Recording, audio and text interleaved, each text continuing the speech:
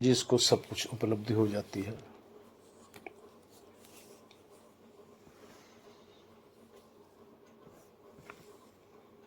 तो न जानना शेष रहता है, न पाना शेष रहता है, न कुछ करना शेष रहता है, न कहीं जाना शेष रहता है। उस समय जब साधक की सारी तमन्ना, सारी जिज्ञासा शांत हो जाती है,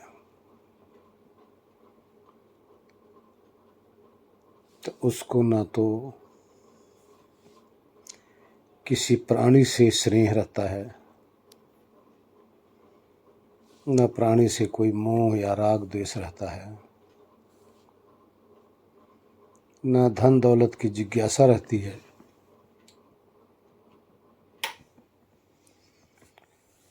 और न ही शरीर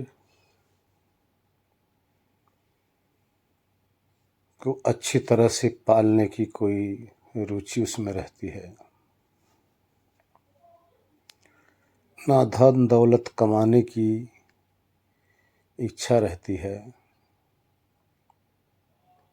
न अपने परिवार, न समाज, सबकी जिज्ञासा उसकी समाप्त हो जाती है।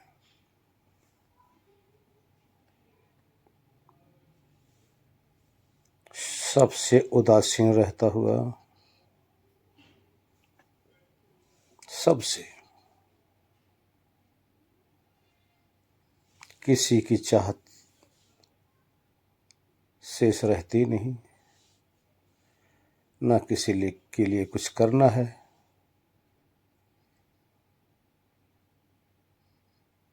बस उसे तो शांत रहना है। शरीर का भी मोह समाप्त,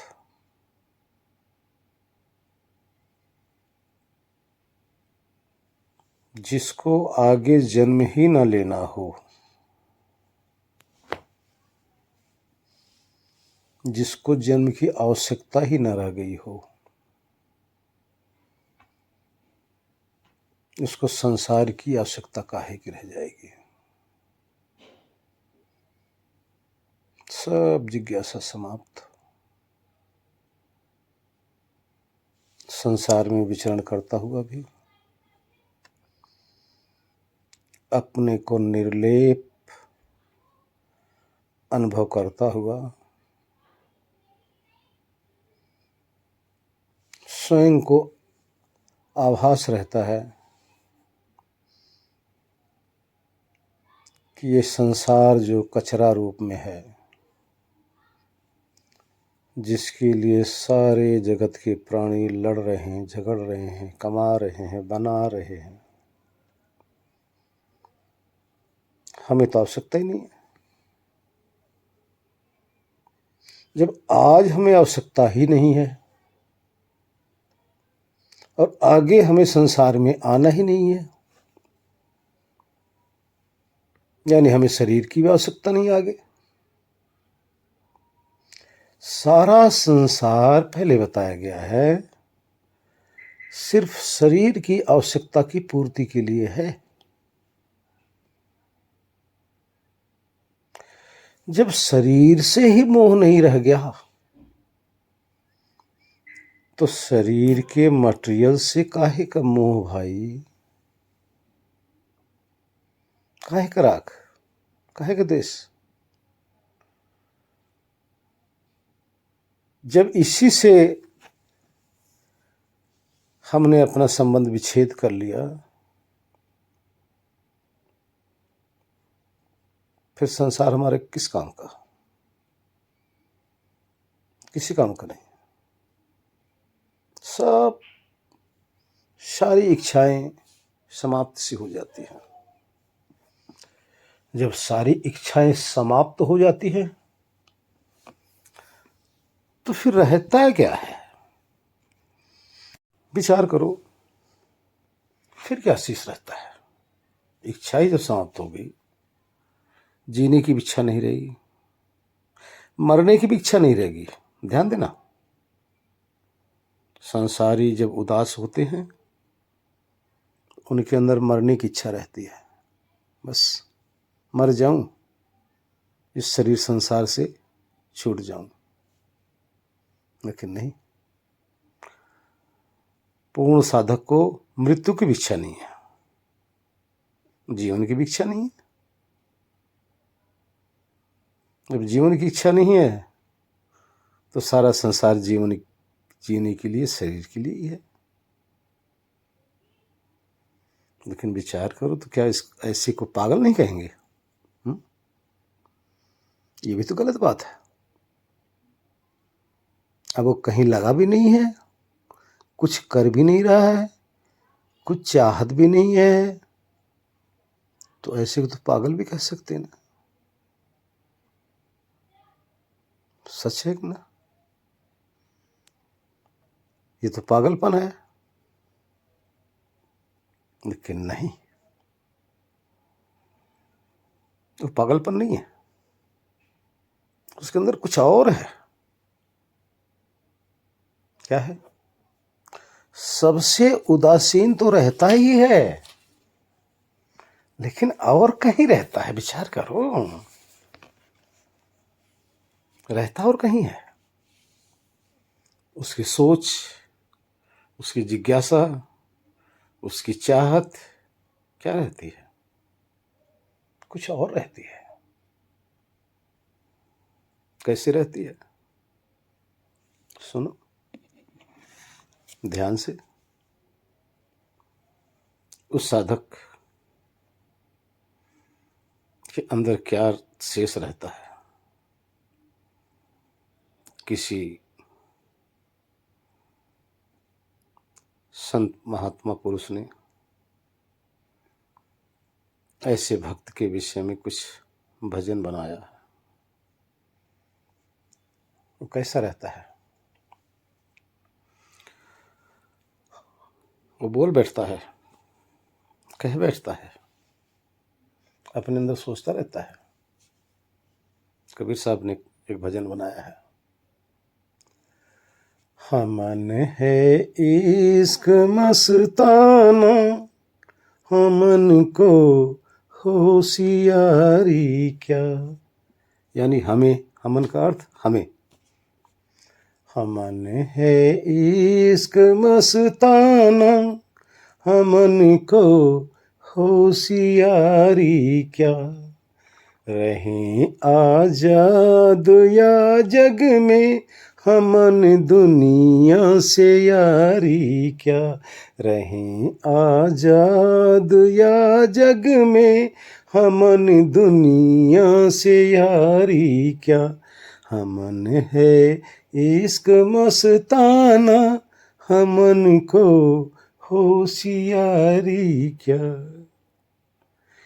इनका कहने का तात्पर्य है, हमें है इश्क किससे? उस मस्तानन से, जो हमारे अंदर मस्ताना बैठा ना, बहुत मस्ताना हमारा इश्क है, उससे। हमें काहे को होशियारी, काहे का राह, काहे का देश। हम तो इस संसार में आजाद हैं। हमें दुनियादारी से क्या मतलब? दुनिया के लोगों से काहे की यारी? जो हमारे अंदर है उससे हमें इश्क है, हमें क्या लेना देना। आगे देखिए, जो बिछड़े हैं प्यारे से, भटकते दर बदर फिरते। जो बिछड़े हैं प्यारे से, भटकते दर बदर फिरते। हमारा यार हम में है, हमारा यार हम में है, हमन को इंतजारी क्या, हमारा यार हम में है, हमन को इंतजारी क्या। जो बिछड़े हैं प्यारे से, भटकते दर बदर फिरते, हमारा यार हम में है, हमन को इंतजारी क्या। जो उस प्रभु से बिछड़े हुए हैं वही तो दर बदर भटक रहे हैं। किसके लिए भटक रहे हैं? वो प्रभु के लिए नहीं भटक रहे हैं, शरीर के खिलाने पिलाने जिलाने के लिए भटक रहे हैं। लेकिन हमारा जो प्रभु है, हमारा जो मालिक है, वो तो हमारे अंदर है, वो तो हमारे अंदर ही है। हमें किसका इंतजार है भाई? हम बाहर क्यों झांकें? बाहर क्यों किसी के पास जाएं? बाहर से क्या मिलेगा? वो तो हमारा जो यार है वो हमारे अंदर ही है। वो प्रभु, वो दाता हमारे अंदर ही है।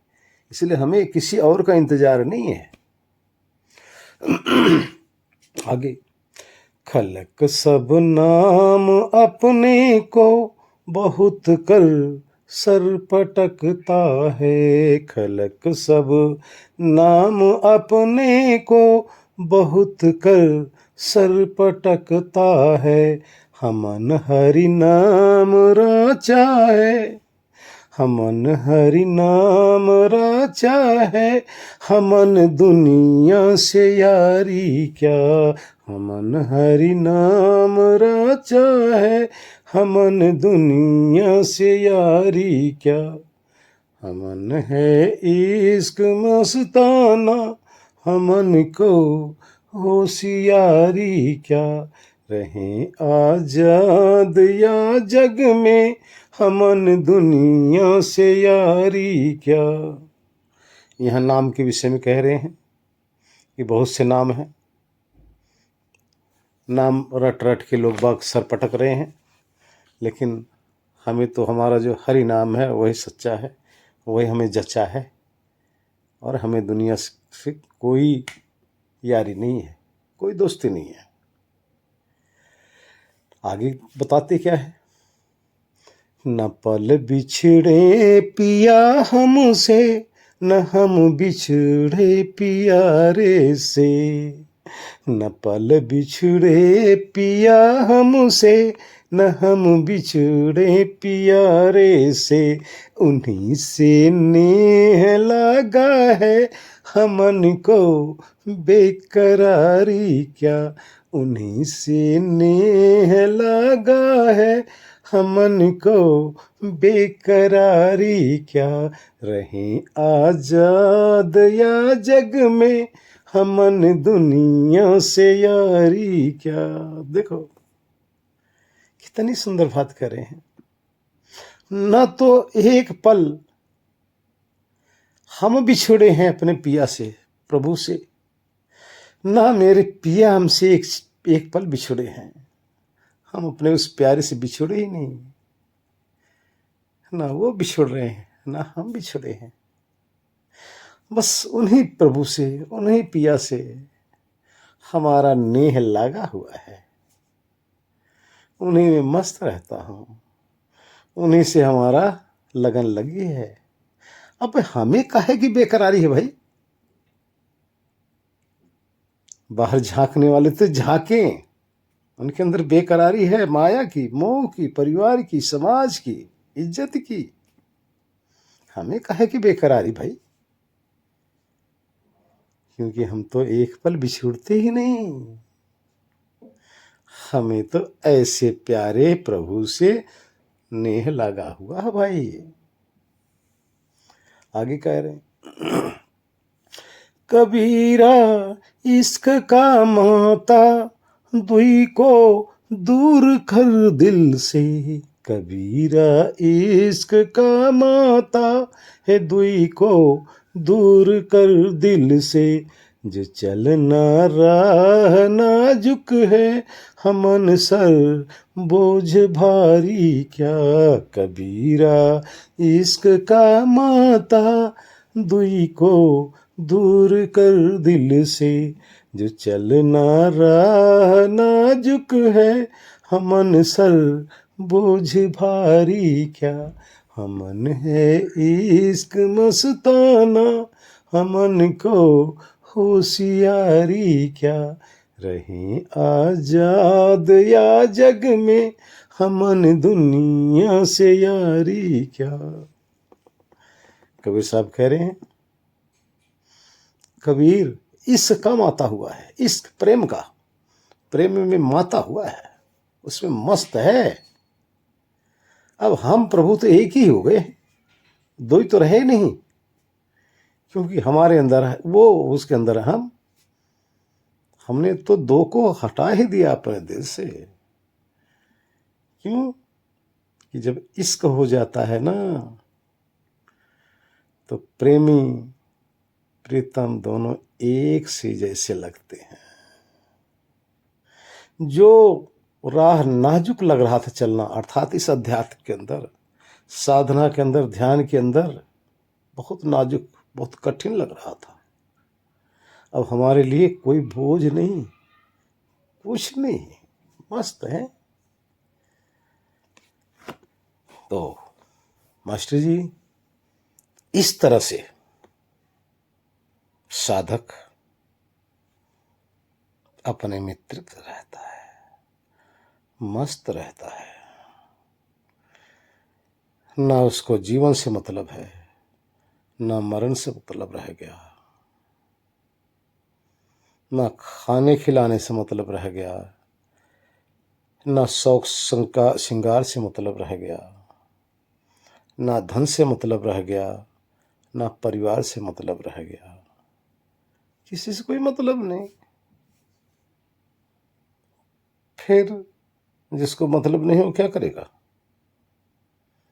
दुनिया से तो पागल हो गया ना, समाज से तो पागल हो गया ना। देखो, आपने किसी पागल को देखा होगा? करेक्ट माइंड, जिसका माइंड काम नहीं कर रहा होगा। ना बच्चों से मतलब है, ना बाप से मतलब है, ना समाज से मतलब है, ना परिवार से मतलब है, ना धन कमाने से मतलब है, किसी चीज से कोई मतलब नहीं है। लेकिन उसको देखो ना, कैसे कहाँ भी रहता है, जहां भी रहता है अकेले ही तो रहता है। लेकिन उस पागल में और इस पागल में थोड़ा फर्क है। वो पागल मन के साथ रहता हुआ, मन के संग रहता हुआ, मन में ही खोया रहता है, उसको कुछ पता नहीं, वो बड़बड़ाता रहता है। लेकिन ये पागल, इस पागल के पास इश्क है। किससे इश्क कर रखा है? जो उसके अंदर है, जो उसके आत्मा में ओत प्रोत है, ऐसे से वो इश्क कर रखा है। उस इश्क के अंदर डूबा हुआ, उसमें निमग्न रहता है। ये है उस साधक की पहचान। इस तरह से जीवन व्यतीत करता है, इस तरह से रहता है। आगे न जीने की खबर, न मरने की परवाह, न आगे जन्म लेने का कोई लफड़ा, क्योंकि सब कुछ, सारे जन्म का जितना भी रीजन है, जितनी भी कारण है, सारे कारण उसके समाप्त हो गए। राग द्वेष ये सारे साधन ही तो हैं जन्म लेने का। वीतराग हो गया, ऐसा वीतराग फिर जन्म नहीं लेता, फिर मस्त रहता है, मस्त हो जाता है, सदा सदा के लिए शरीर से अलविदा होकर परमात्मा के साथ एकाकार करके मोक्ष प्राप्त कर लेता है। जो आज कर रखा है, ऐसा नहीं कि बाद में करेगा। जो अपने इश्क में आज भी माता रहता है तो हमेशा के लिए परमानेंट उस इश्क के अंदर मात जाएगा। हरि ओम नारायण ओम। जी, एक बात और आप लोगों को बता देना उचित रहेगा। जिसकी ये दशा हो जाती है, इस तरह से यहाँ जो पहुँच जाता है ना, फिर उसको समाधि की आवश्यकता नहीं है। उसकी 24 घंटे समाधि लगी है। पहले साधक उस अवस्था में पहुंचने के लिए प्रयत्न करता है, यानी सबसे हटकर एकांत में बैठकर समाधि लगाता है। वहां जाकर वो अनुभव करता है। लेकिन पूर्णता के बाद इसकी आवश्यकता नहीं पड़ती है। क्योंकि समाधि क्यों लगाई जाती है? क्यों एकांत में बैठा जाता है? उसका कारण सिर्फ यही होता है कि हमारी इंद्रियां विचलित न हो, हमारा मन इधर उधर न भागे, मन के अंदर किसी भी प्रकार की वृत्तियां न आने पाए। इसलिए साधना की आवश्यकता पड़ती है। किसको साधना? ध्यान देना, इस मन को ही साधना पड़ता है। कहाँ से साधना? साधने का अर्थ होता है इधर उधर भटकने ना पाए, यही साधना है। कि मन हमारा इधर उधर न भटके, वृत्तियों में न जाए। 5 प्रकार की वृत्तियां हैं, वो ना आने पाए, इसलिए ऐसा करना पड़ता है। लेकिन जब साधक की परिपक्व अवस्था बन जाती ना, फिर उसको जरूरत नहीं बैठने की। वो तो वही स्थिति जो आप साधना में जाकर अपनी स्थिति बनाएंगे, उसकी तो 24 आवर्स बन गई है। वृत्तियां तो तब भी उभरेंगी जब विषयों की चाहत होगी। वृत्तियां तभी उभरेंगी जब उस वृत्ति में से कोई न कोई विषय आप चुनेंगे जिसके भोग की आपके अंदर तलाश होगी। तो वृत्तियां अंदर से उभरती हैं। आप उन वृत्तियों में से कोई न कोई एक वृत्ति को उठा लेते हैं और फिर उसको पकड़ कर उसी से आपका संसार चालू हो जाता है। वृत्तियों से ही संसार आपका चालू होता है। बाहर तभी भटकते हो जब वृत्तियां अंदर से निकलती हैं और उनमें से एक को आप पकड़ लेते हो। जिसको पकड़े उधर आत्मा गतिशील हो गया। लेकिन जब ऐसे पूर्णता हो जाएगी तो वृत्तियां रहेंगी नहीं, और जो समाधि में आप जाके जहां ठहर रहे हो वहां तो हमेशा वो ठहरा हुआ है। फिर आगे ध्यान की भी आवश्यकता नहीं रह जाती, समाधि की आवश्यकता नहीं रह जाती, हमेशा समाधि ही है। इस पे थोड़ा सा, लेकिन ऐसा नहीं कि अभी आप छोड़ दो, नहीं। क्योंकि साधक बहुत जल्दी अपने आप की ही सोचता है कि बस मैं तो परिपक्व हो गया, अब छोड़ दो। छोड़ दोगे तो एक पहचान आपकी होगी, आपको कुछ सूझेगा नहीं। ना आपको बेटा सूझेगा, ना बेटी, न पत्नी, न आपका घर, न आपका परिवार, न आपका समाज, कुछ सूझेगा नहीं।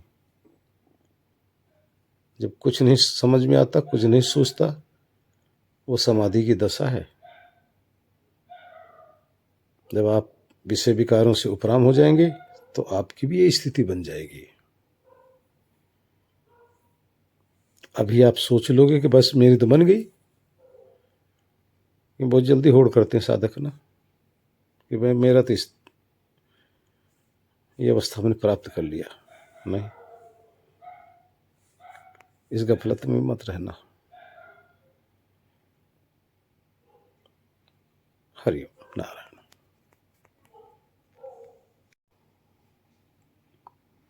साधक की ऐसी स्थिति बन जाती है और एक उसके अंदर और भी भावना उमड़ती है। उसके अंदर एक भाव और आ जाता है।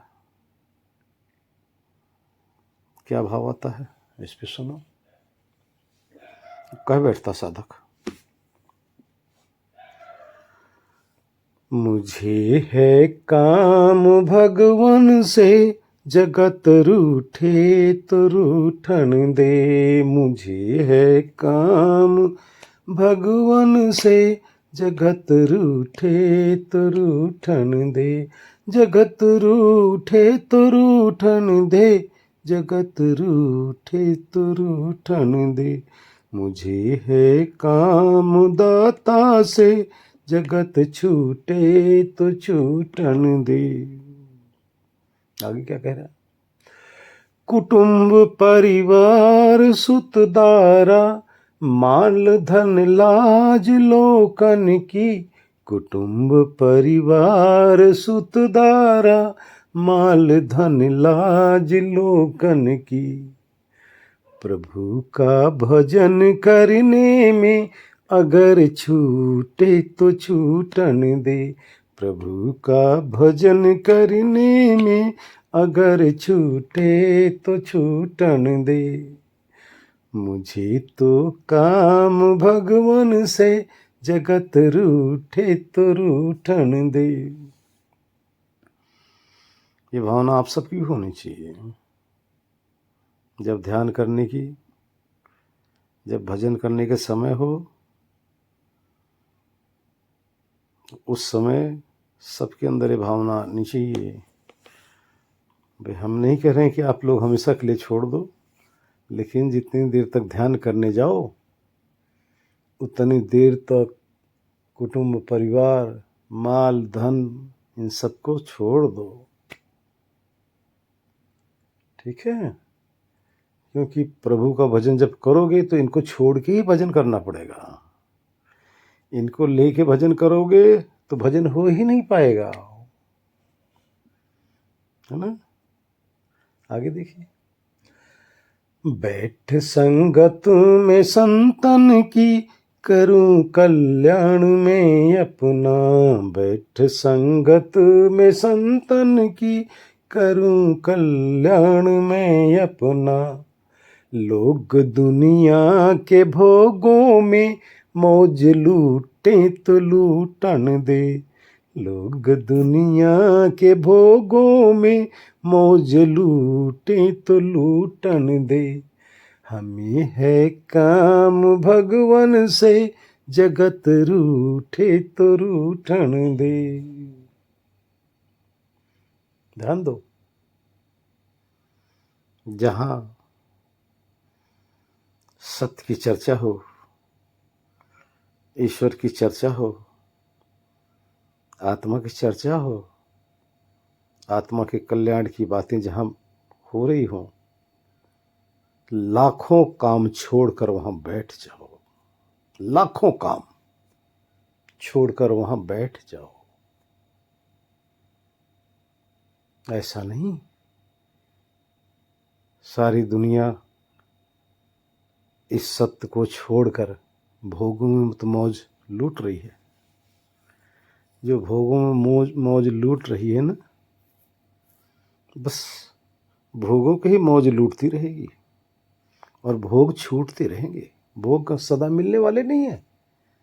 भोग के पीछे सारे भाग रहे हैं और भोग आगे आगे भागा जा रहा है और ये पागलों की तरह पीछे पीछे भागा जा रहा है। कभी भोग आज तक मिला नहीं तृप्त नहीं हो पाया भोग से। अगर कहीं सत्संग हो रहा हो, हर चर्चा हो रही हो, तो बैठकर थोड़ी देर तक कर लो। ना भी हो रही है तो लाखों काम छोड़कर जब भी आपको समय मिले, आंख बंद करके, जो आपके अंदर दुनिया का मालिक, जो दुनिया का जो स्वामी विराजमान है, थोड़ी देर तक उसका दीदार कर लो भाई। है? उस यार का दीदार करो ना, जो यार कभी बिछड़ता नहीं। वही सच्चा मित्र है, वही सच्चा गुरु है, आपके अंदर आनंद रूप में छिपा पड़ा है। तो आंख बंद करो, उस आनंद रूपी ईश्वर का दीदार कर लो। जी कैसे? प्रभु का ध्यान करने की लगी दिल में लगन मेरे, प्रभु का ध्यान करने की लगी दिल में लगन मेरे, प्रीति संसार विषयों से अगर टूटे तो टूटन दे, प्रीत संसार विषयों से अगर टूटे तो टूटन दे, मुझे है इश्क दाता से जगत रूठे तो रूठन दे। है ना? जब ईश्वर के ध्यान करने की लगन होगी, ईश्वर से मिलने की लगन होगी ना, तो ये समझ लो आपके अंदर प्रेम उमड़ रहा है। इससे पहले जो भी लगन है आपकी, वो मोह है। ईश्वर से मिलने की जो लगन है, ये प्रेम है, बाकी सब मोह है, राग है। अगर इस प्रेम के अंदर संसार के विषयों का, इन सब से सब अगर टूट जाता है थोड़ी देर के लिए रिश्ता, था तोड़ दो। तोड़ोगे तभी तो अंदर का पाओगे। अभी तो अंदर का रिश्ता तोड़े बैठे हो, तभी अंदर नहीं मिल रहा, बाहर मिल रहा है। और बाहर का रिश्ता थोड़ी देर के लिए तोड़कर अंदर अपना जो यार है उससे संबंध बना लो। क्यों बनाना है? इसका कारण समझो, क्यों बनाना है? धरी सिर पाप की मटकी, मेरे गुरु देव ने झटकी, धरी सिर पाप की मटकी, मेरे गुरु देव ने झटकी, वो ब्रह्मानंद ने पटकी, वो ब्रह्मानंद ने पटकी, अगर फूटे तो फूटन दे, धरी सिर पाप की मटकी, मेरे गुरु देव ने झटकी, वो ब्रह्मानंद ने पटकी, अगर फूटे तो फूटन दे, मुझे है इश्क भगवन से, अगर जगत रूठे तो रूठन दे। जी देखिए, सबके सिर पर पाप की मटकी धरी पड़ी है भाई। जन्म जन्मांतर की पाप और पुण्य दोनों मटकी बांध रखे इस खोपड़ी के अंदर। विचार करो, एक मिनट शांत होकर देखिए आपके अंदर कितने पाप घूम रहे हैं, कितने पुण्य घूम रहे हैं विचारों का। ये मटकी आपकी भरी पड़ी है, खाली नहीं है। लेकिन जब साधक समर्पण करके गुरु के ज्ञान को, गुरु के बताए हुए मार्ग को पकड़ लेता है और उस पर चलने लग जाता है, तो ये जो पाप की मटकी समझ लो गुरु ने ही आपसे छीन लिया। गुरु ने आपके पाप की मटकी छीन लिया। कब छीना? जब आप उनके बताए हुए मार्ग पर आचरण करने लगे। कभी आप लोगों ने सुना होगा, कुछ पंडित जी लोग होते हैं कई तरह के, जब आपसे दान लेते हैं आपके पाप पुण्य सब लेते हैं दान के द्वारा। इस पे ज़्यादा हम विचार नहीं करेंगे। तो इसी तरह से गुरु आपका पाप लेता है, ध्यान रखना, आपका पाप पुण्य जितना भी है वो ले लेता है और आपको पाप और पुण्य से परे करके इस ब्रह्मानंद को पकड़ा देता है, ब्रह्मानंद में टिका देता है। और फिर वो ब्रह्मानंद क्या करते हैं? इस मटकी को फोड़ ही देते हैं। गुरु ने तो झटक लिया, लेकिन ब्रह्मानंद यानी उस ईश्वर ने इस मटकी को फोड़ ही देते हैं। मटकी फूटने के बाद न पाप रह गया और न ही पुण्य रह गया। धरी सिर पाप की मटकी मेरे गुरु देव ने झटकी, वो ब्रह्मानंद ने पटकी, अगर फूटे तो फूटन है, मुझे है इश्क दाता से, जगत रूठे तो रूठन दे। हरिओम।